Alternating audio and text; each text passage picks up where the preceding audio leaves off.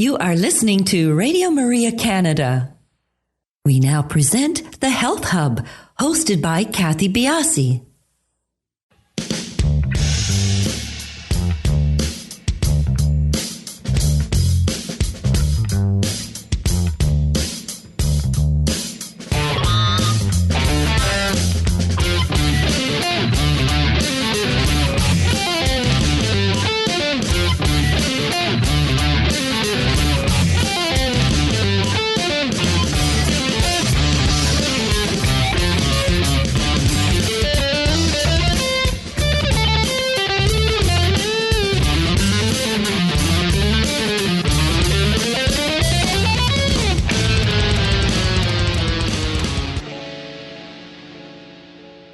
Welcome to the Health Hub. I'm Kathy Biasta, your host, and along with Alex Diaz and everyone else here at Radio Maria Canada, thank you for joining us.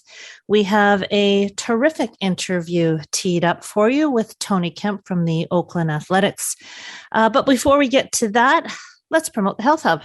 We are on Instagram, Twitter, and Facebook. We are at the Health Hub RMC in all locations.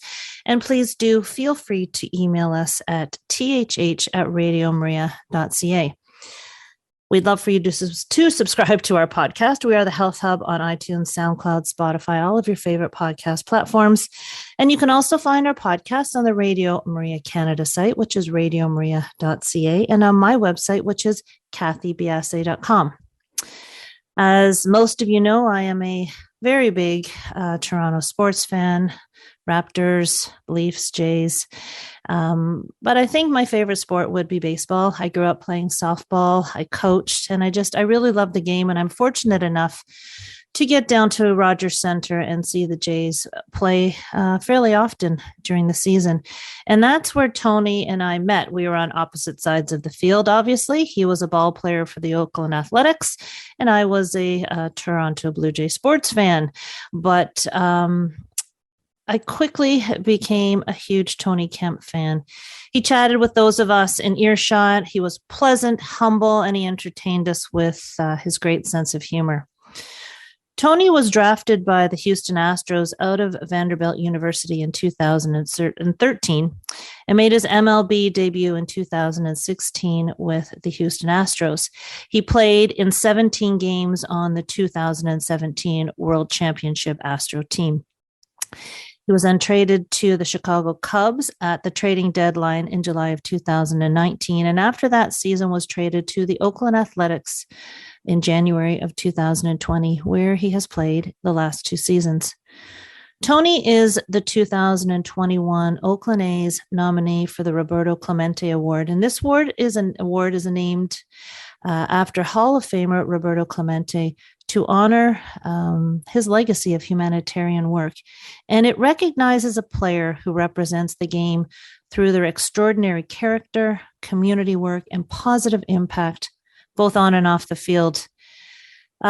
Really a great interview. I'd love for you to stay tuned with us and listen to Tony.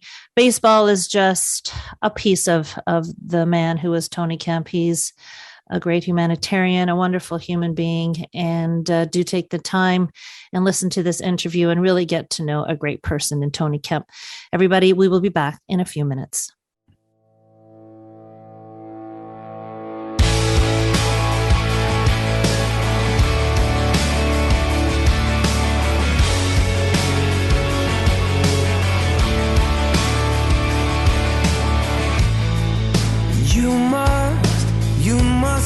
I'm strong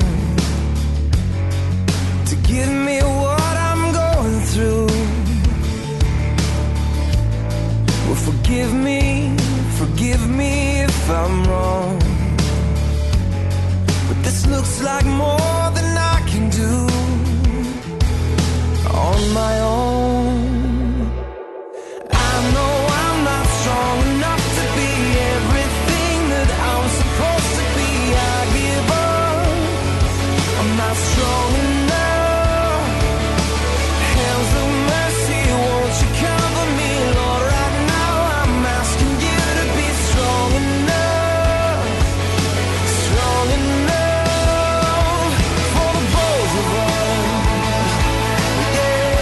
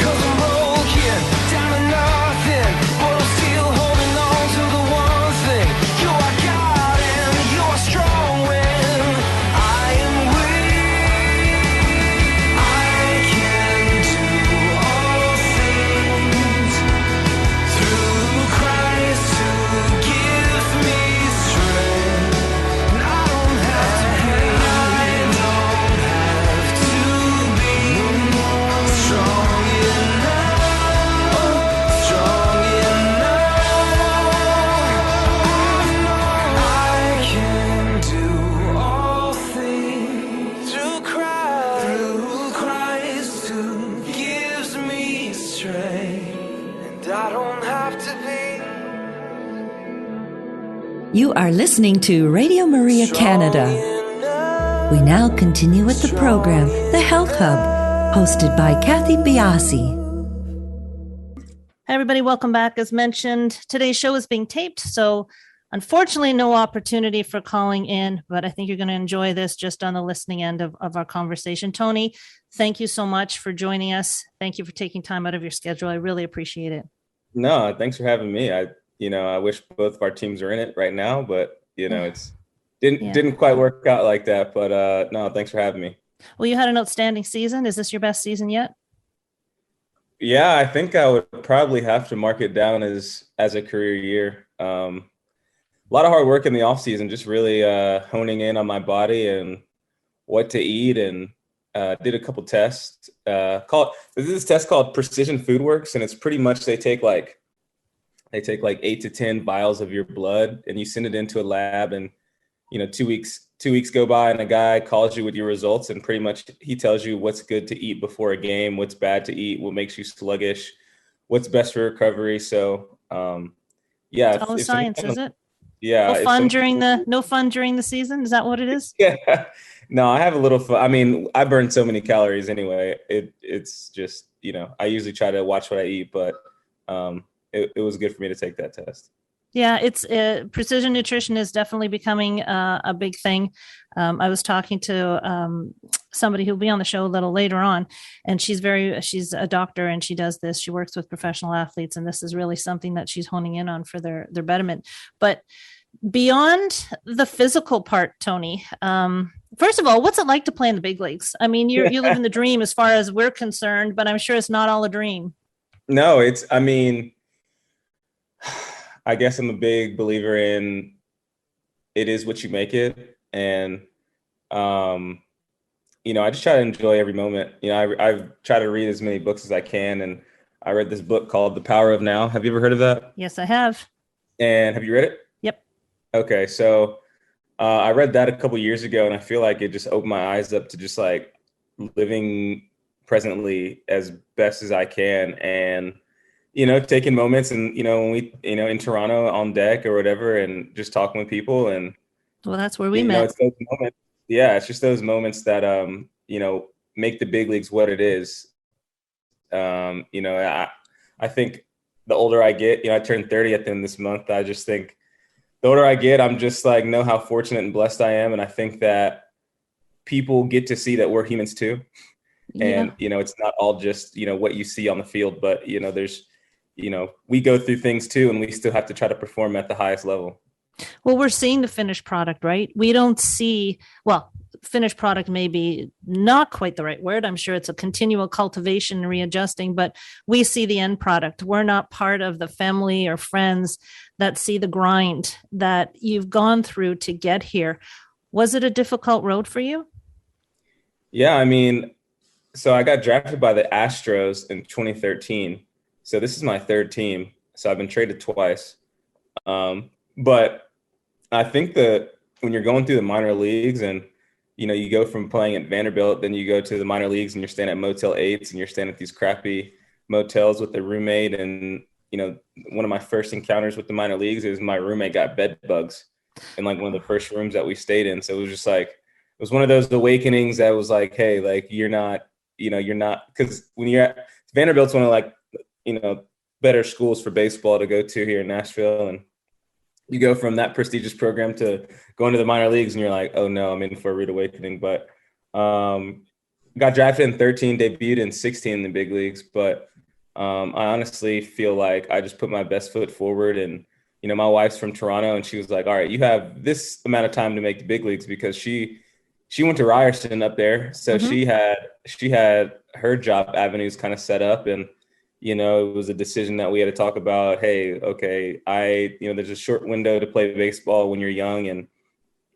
she was like, all right, well, I'll put my career on hold. And, now she's pregnant, and we're expecting our first in December. So, awesome.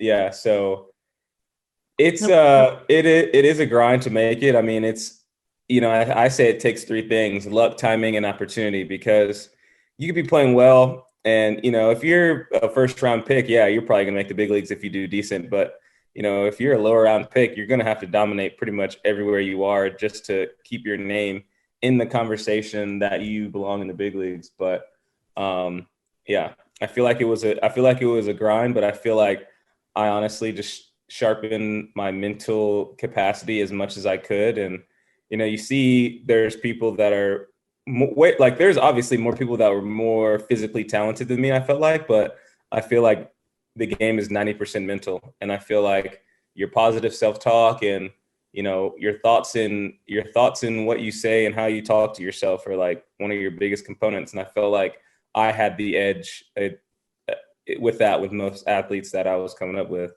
Why did you have the edge? Because that's a tough one. Well, you just see guys that, from all, you see high school guys, you see college guys, you see guys that are on the brink of making the big leagues and still haven't made it. But I feel like I feel like I'm an observer first. So whenever I'm in the dugout or I'm in the locker room, I'm able to observe people and see, how they go about their business or how they respond to adversity. And, I feel like sometimes when you get to that pro ball step, for some guys, it's their first time failing ever because they've always been the best wherever they've been. And some people just flat out don't know how to handle that adversity. It's a game of failure, right? So I feel like when I was getting out or when I was trying to go about my journey, I wanted things not to snowball, and everything was never as big as it seemed. Like I wanted it to just be like, hey, it's small increments. And I feel like I wanted to give you examples, but I don't want to name names. But, there's a guy that he was a second, third round pick, one of the best guys in our organization, never made it just because he had like breakdowns because he didn't know how to handle like adversity. He didn't know how to handle failure. He didn't know. And it's just like, you want to have your guy when you draft a person or, in your organization, you don't know what his mental capability is. Mm-hmm. You just see the physical stuff. So I think, we had on our own team, right? I think Teoscar Hernandez had a trip down. Gurriel, we know all about Halladay, all those guys, they had to go down and figure it out. And I can't speak for it. I am anywhere near professionalism, but the mental space of it almost has to be as challenging as a physical space, I would say. Yeah. And I think, being able to be mentally strong and mentally tough it's exhausting. Like, obviously I get to be home now and I'm like, just don't think about anything, because during the season, it's all positive self-talk, or it's every alarm clock has like just the process on it. And it just really reminds me of just like, it's one day at a time. It's not, it's not how you start, it's how you finish. And it's not how you start the game, it's how you end the game, because, you could start off 0 for 2, 0 for 3, and then you could still come up with a game-winning RBI chance. And, if you're mad about the first couple at bats, you're not going to do well in that last moment. So, you just see so many guys that, you start to talk about mental health and you start to talk about mental preparation. And there's this app that I might be collaborating with called Restoic.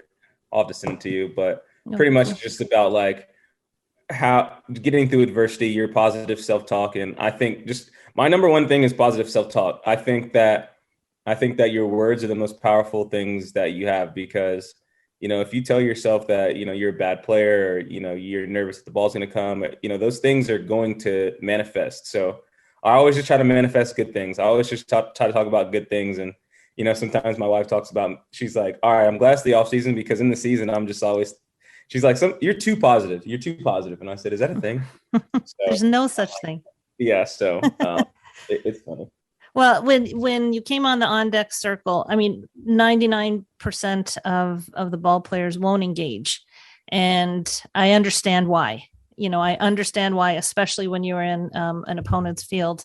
But you could see the way you talked and the way that you engaged with us, the humility, the confidence, and the human side of it. And I have to think that comes from being grounded. I really do. And living in the now is a great concept, but it has to be one of the hardest things that I try and cultivate. And I imagine that is the same for a lot of people. But And that's why I'm glad you're here, because I think you go so far beyond the athlete. And I think it's so important. We have something here. I don't know if it's in the States or not, when you're talking about these apps for our frontline workers called Boots on the Ground. And it's just becoming so important in all aspects of people's careers, whether they're professional athlete with your type of stress or frontline workers. This mental health piece is huge. And I know that it's, with your philanthropies, with your involvement in the community, you're a big purveyor of this stuff. And I know that Michelle is very big in it with you. How did you meet Michelle? Was it on the On Deck Circle as well? First of all, talking on the On Deck Circle, to give you any background, is one, obviously I want to engage in I'm just a people person, period, but it calms me down. It's one of those things that's a relaxer. I go on deck and I always give myself time to lock into the pitcher. I know what he has. Like, I feel like when you're going on the On Deck Circle, you should already be prepared of what your plan is before you even go on the On Deck Circle to what you're going to do in the box. So when I'm pretty much talking to fans on deck, it's just to calm me down. So that's pretty much why I was talking with you guys. But I have seen players get ripped. And it's awful. I'm embarrassed. Yeah, and I know that's why a lot of them won't engage. It's all how you approach it. If someone's ripping me, I usually don't say anything until I prove them. And then next time I come on deck, I'll say, hey, that's what you get. But no, my wife and we've known each other since middle school. We've known each other since I was 12. She was 13. In Toronto, you met? We met. No, so she grew up in Franklin, Tennessee, which is about 20 minutes south of here. Oh, okay. Yeah, but she has she's a Canadian citizen because she was born outside of Mississauga. Mm-hmm. So she has family up there, and she has her family has a cabin on Gull Lake up there. Oh, really? Yeah, and so so I've been up there multiple times. My friends have a cabin up there. Gull Lake? Yeah. Yeah, it's one of my favorite places. Oh, North Toronto, north of Ontario is awesome. Yeah. Northern Ontario. Minden ice cream. But yeah, so I've been up there a couple times. I mean more than a handful, but yeah. And then so she went to school up in Ryerson, but we started doing long distance when I was at Vanderbilt and she was at Ryerson. And, the first time I went up outside of the country I was a freshman in college. And I was like, if we make the College World Series, I'll come see you. And she was like, yeah, right. And so we weren't dating or anything. We were just kind of like loosely being friends. And we made the World Series. And I said, all right. She was like, well, you need a passport. And I said, oh, gosh. So me and my dad went down to the post office, got a passport, ended up going up there. And, the rest is history. I think we started dating probably a couple months after that. And then, And a baby on the way. How is it being on the road? Is it tough? Oh man, yeah. It's a different routine. Being on the road is, it's interesting because fans are like, oh yeah, they're just in that place. They never see the travel. They never see, that's why on my Instagram, I try to post like traveling, like, yes, we actually have to get on the plane because some people don't connect the two.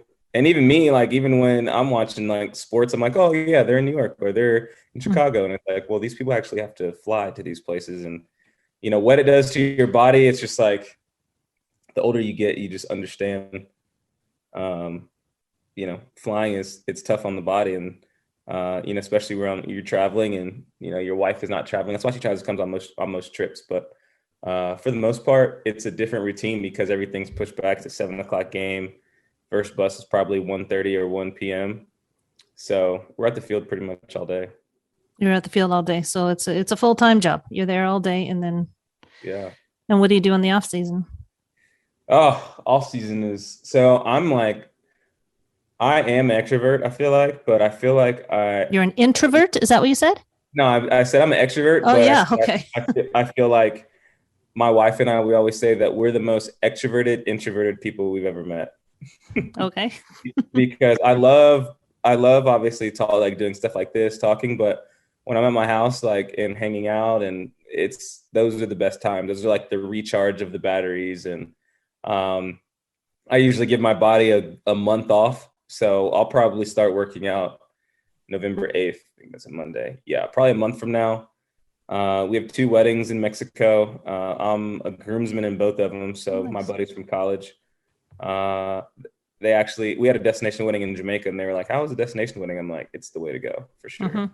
So My daughter just got engaged. We're talking about all those little aspects of what she wants to do. Save a lot more money doing a destination wedding. Plus, once you figure out, you're like, oh, I'm pretty much throwing a party for all these people. And, I feel like weddings are way overpriced anyway.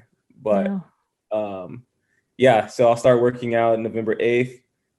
Baby comes end of December, which would be unreal. It'd be a huge change, which I'm so excited to see this. It's almost like, as an athlete, I feel like it's going to be just like another challenge, and like I'm up for that, Do you know if it's a boy or girl yet? No, we're waiting. That's nice. Old school way, all these gender reveals. I'm like, why? No, you're not jumping on a balloon or popping that, or no. I like that too. You should just be happy that it's a healthy baby, and come out. It is what it is. I feel like it's the last surprises that you have in life. Oh, yeah. There'll be more. There'll be more. Yes. Believe me, there'll be more. Yeah. So then baby in December, and then I'll start hitting and throwing January like 5th or 6th. And then, spring training's coming up, and we usually leave like February 20th to go. And then first games are like February 28th in spring training. Do you get to go home much? Or are you pretty much away once February starts? Yeah. Once February starts, I don't come back to my house.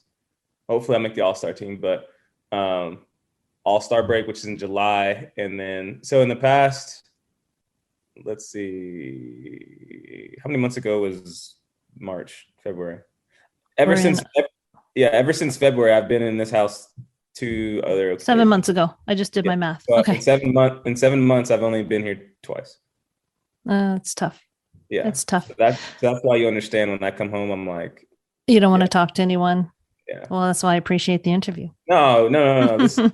I can talk to you in my house. See, this is good. That is good. And I'm talking to you in my house. It's all good. Listen, we're going to take a quick break, and we're going to come right back. And I want to talk about your philanthropic work, because it's really quite awesome. So we'll be back in a minute, everybody.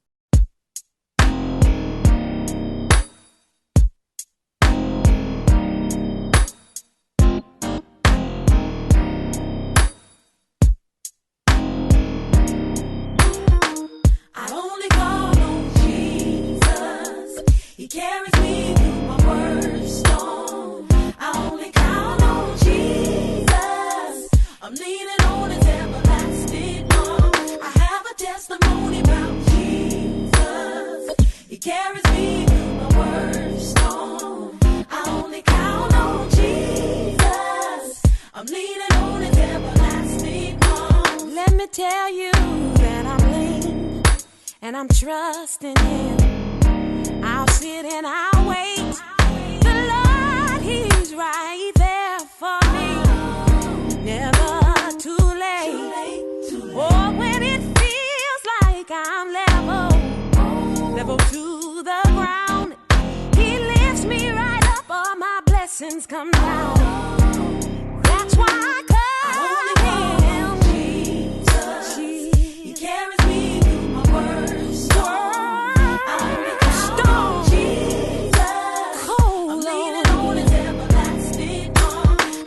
Testimony about Jesus. Gotta tell somebody my worst storm. Yeah. I only count on Jesus. I'm leaning on His everlasting arms. Yes, He's a way maker. When I'm sick, I can fall on my knees and I pray. The Lord turned my midnights to a brighter day. New day. Oh, it's a blessed assurance in You when I call. Wonderful Counselor, my all in all. Yeah. He carries me through my worst storm. Yeah. Jesus. I'm leaning on His everlasting arms. 'Cause I'm living on His everlasting arms.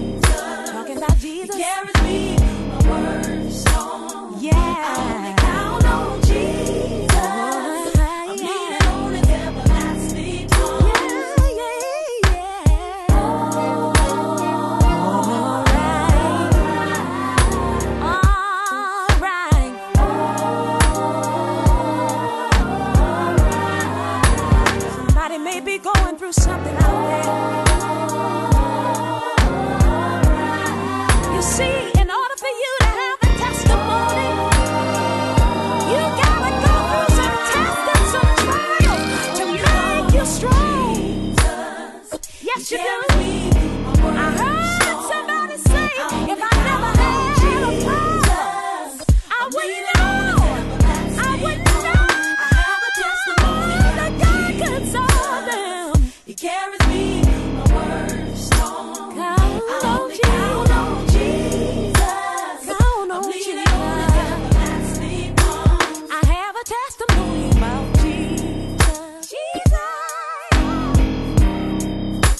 I have a testimony about Jesus. Jesus. I have a testimony about Jesus. Jesus. I have a testimony about Jesus. Jesus.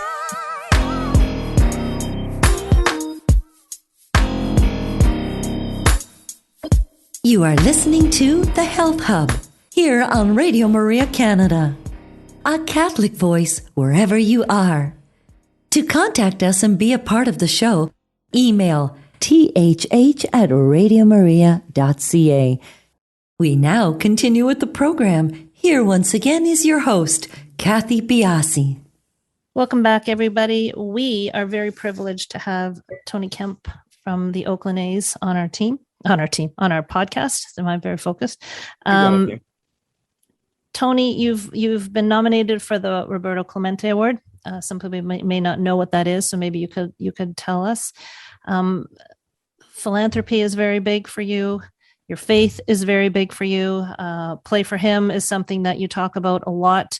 All of these things I really want to bring out this second half because I really think it shows so much more of you than the athlete, and it really gives us a deeper dive into what you are all about. So first, let's talk about your nomination. Again, congratulations. Okay. Why do you support what you support? Tell us what you're supporting. Yeah, so the Roberto Clemente Award, this is my second consecutive nomination.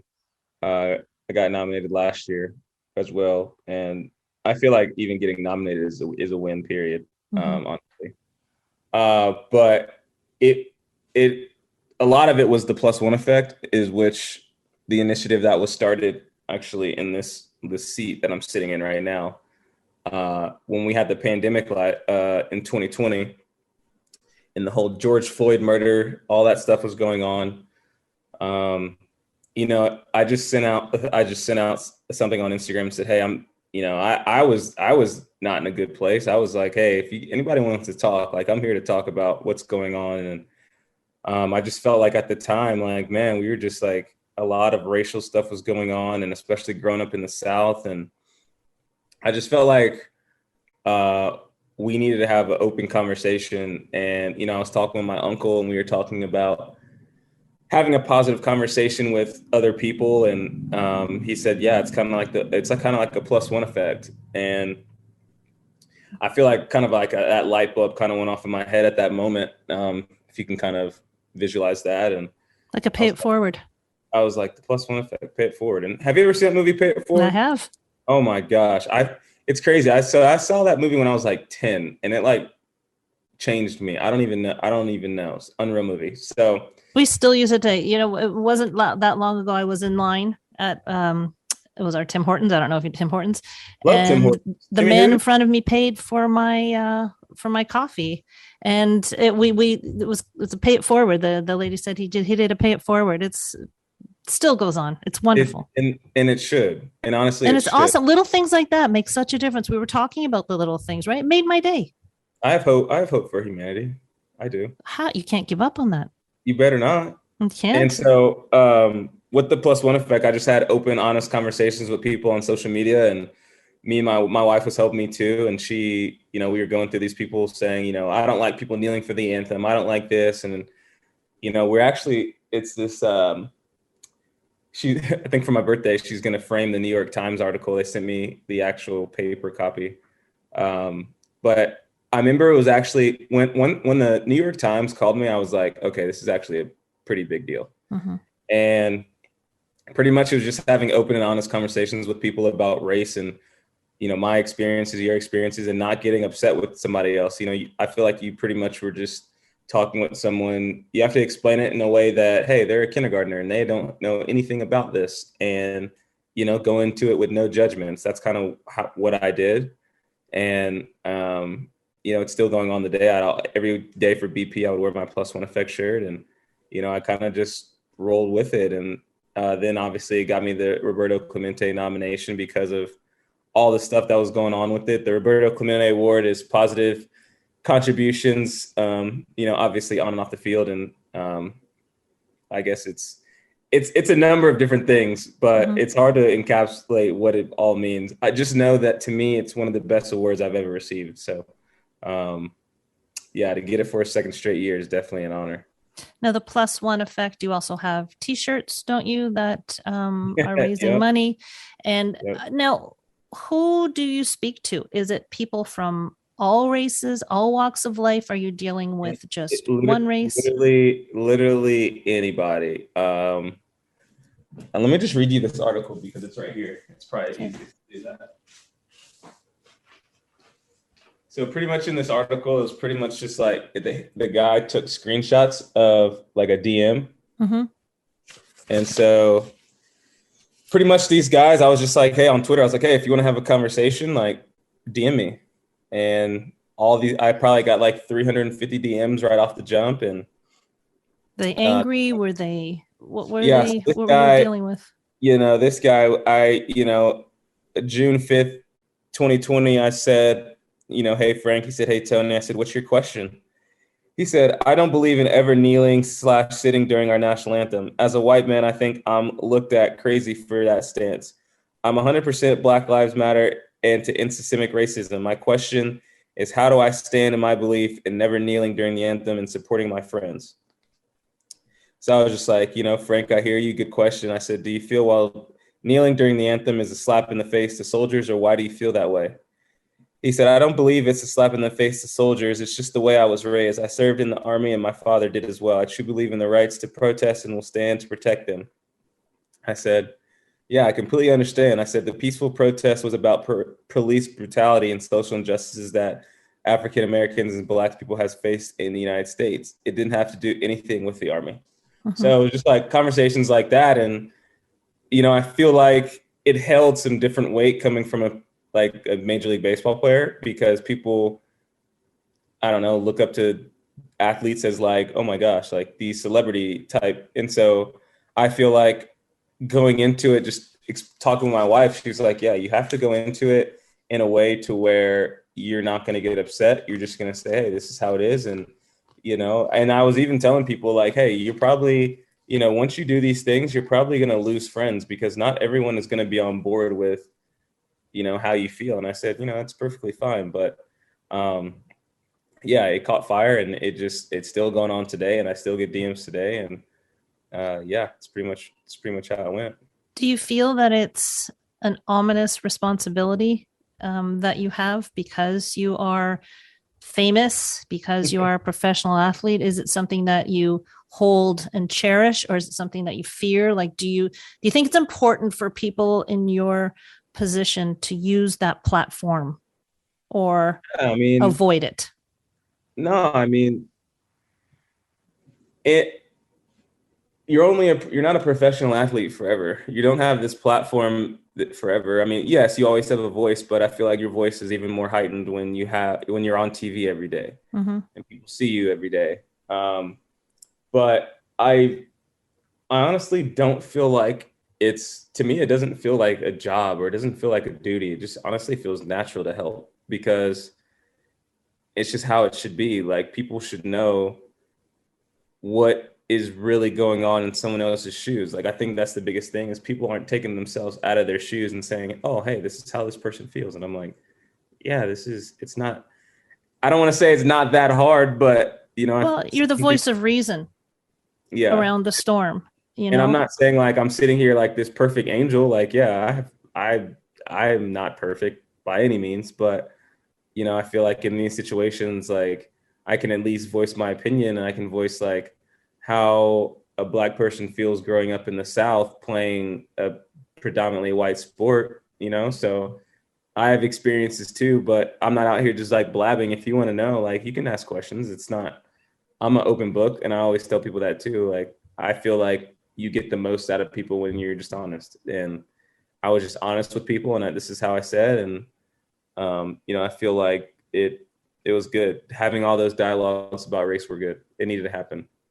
I think so. I hope they don't quiet down. I hope that there is always going to be continual dialogue. We need to move forward.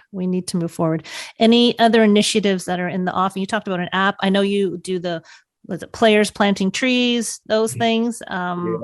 What else is going on? You're naming all these things, and I'm like, oh my gosh, I'm actually involved in a lot. So hence the nomination. Yeah, One Tree Planet. I got hooked up through Players of the Planet. So Players of the Planet is all about, recycle. My wife's a big recycler. We always recycle. So I was like, all right, yeah, I'll take on recycling. So Players for the Planet is pretty much just taking care of the earth and doing little things around the clubhouse that you can help out. And getting Chris Dickerson is one of the co-founders, and he was like, hey, I think it would be really cool if we did this initiative with One Tree Planet. Every time, you can set, if I did stolen bases and extra base hits, so like doubles, triples, home runs, obviously. And every time I do that, I donate $100, and there gets 100 trees get planted. So I think all in all, I donated I think it was like $3,800 this year. So it was like, yeah, it was like over. I think you lead all players. Yeah. Yeah.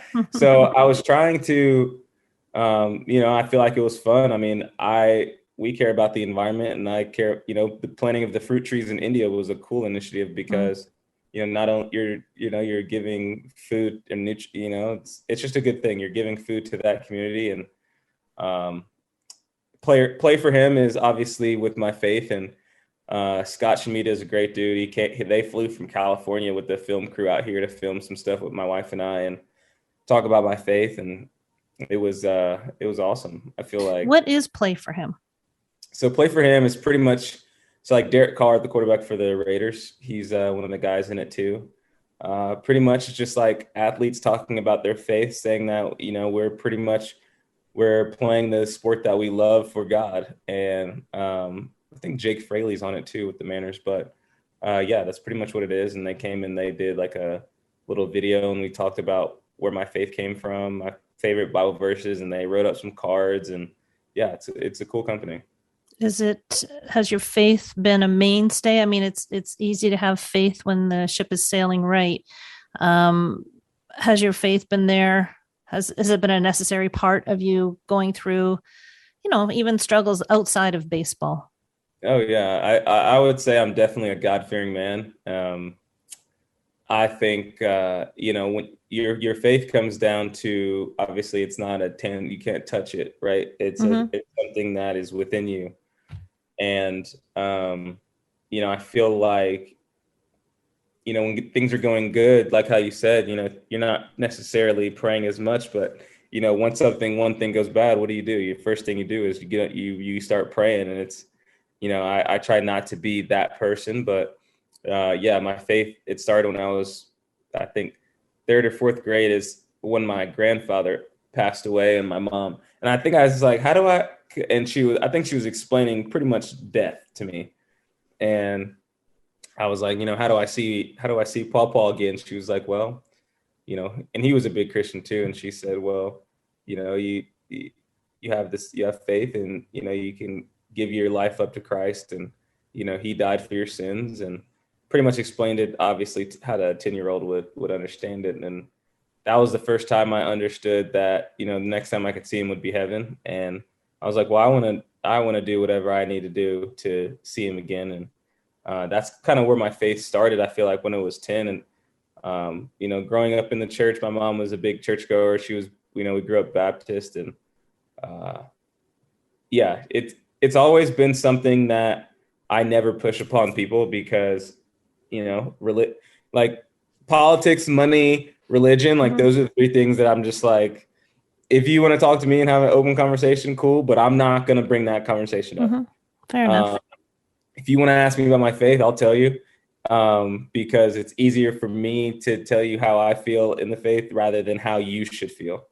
And that's what makes you who you are. That's what makes you the well-rounded person you are. It's not just about the physical. You've got the mental, you've got the spiritual.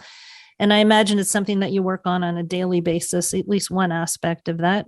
to get you to where you are now. And Yeah. where do you see yourself? You know, your family started, you've mentioned that baseball it's a short career. Do you have any plans? Are you setting in motion? Are you laying the foundation? Announcing? I think you'd be a great announcer. Any ideas what you're doing after baseball at all? Or you approach that, you're living in the now? Yeah, I mean, obviously when you're living in the now, you have some breaks where you think about the future, right? Yeah, it's a bit of both, right? You live in the It's a bit now, of but you both. plan. I mean, I think you have to be a bit of a planner and think about the future outside of the now. But you know, I think I turned 30 on Halloween, so I'd probably say if I could play in the big leagues for another 5 years, get to 10 years, that would be a dream. So next year I need like a couple more days and I'll be over 5 years, which is crazy. And you know, I'll see what my wife wants to do. I think, you know, that kind of what was the agreement to her giving up her career for my career at the time is, you know, because she talks about she wants to go back to law school and she wants to do, and I said, I think it's a thing to where, you know, you have to be selfish. And I was like, all right. She was like, this is your career and I'm going to follow you right now. But even how ambitious she is, she was like, I just don't want to follow you and not do anything. So she picked up real estate and she has sold like over 12 to 15 houses in the past 2 years. Good for her. So she's a go-getter. And me and my buddy, we even bought an Airbnb here 3 years ago. And she was the real estate agent on it. She actually found it off market. So she's a go-getter. So I'm on my answer is I'm gonna have to talk to my wife when I'm done playing and see what I like she that wants to do. answer. And if she says, you know, you need to stay in baseball or you need to do this, and she pretty much is the brains behind the operation. All of the stuff that goes on with the community service and Roberto Clemente and everything is pretty much her. Like, I don't even put in my own tickets anymore to the games. It's literally, she's my travel secretary. So we'll see. We're going to play it by ear. That's great. And you're going to stay in Oakland. That's the plan. You know, We'll Toronto see. may be needing a second baseman. No, Hopefully not after not. Marcus Simeon's career. Oh, isn't he wonderful? He's a great dude. He's going to be expensive, but Yeah. no, I think, man, they're going to have to rip that jersey off me to get me off the field. Baseball is there's just that challenge every day. There's a new challenge. There's a new pitcher. There's new defensive metrics. There's new offensive stances. So How hard is it to get back in the batter's box once you've been hit by a pitch? Yeah. So let's talk about that. There was a day game there. Did I get hit by the pitch? No, you didn't get hit. It was the night before. Yeah, I hit the home run that night. Yeah. Nice. But that's when Marcus hit his walk-off. Okay, so the next day, I just got a massage yesterday for an hour and a half. And on the back of my hamstring, there's still this, there has to be a bone bruise. Maybe just deeply. But anyway, it was an 0-2 pitch.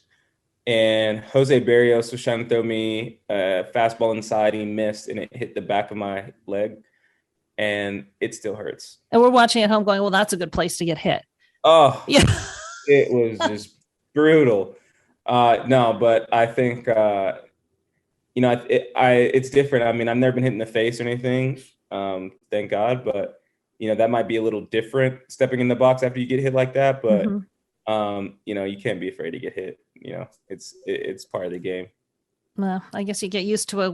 It's not just the first time when you're stepping in a major league. I guess you're used to getting hit all the way up.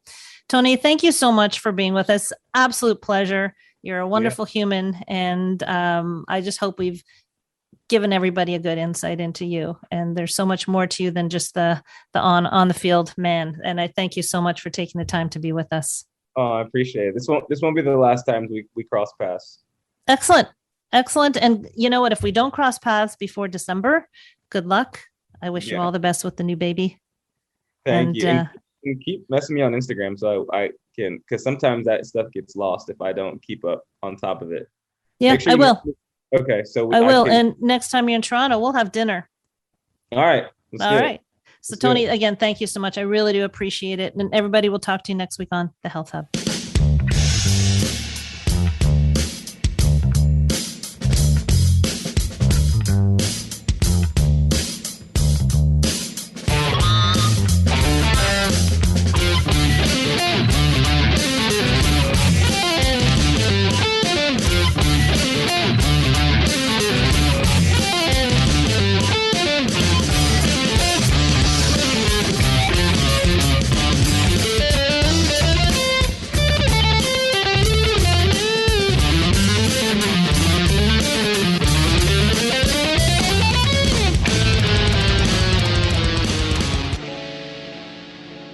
have been listening to The Health Hub, hosted by Kathy Biasi, here on Radio Maria Canada.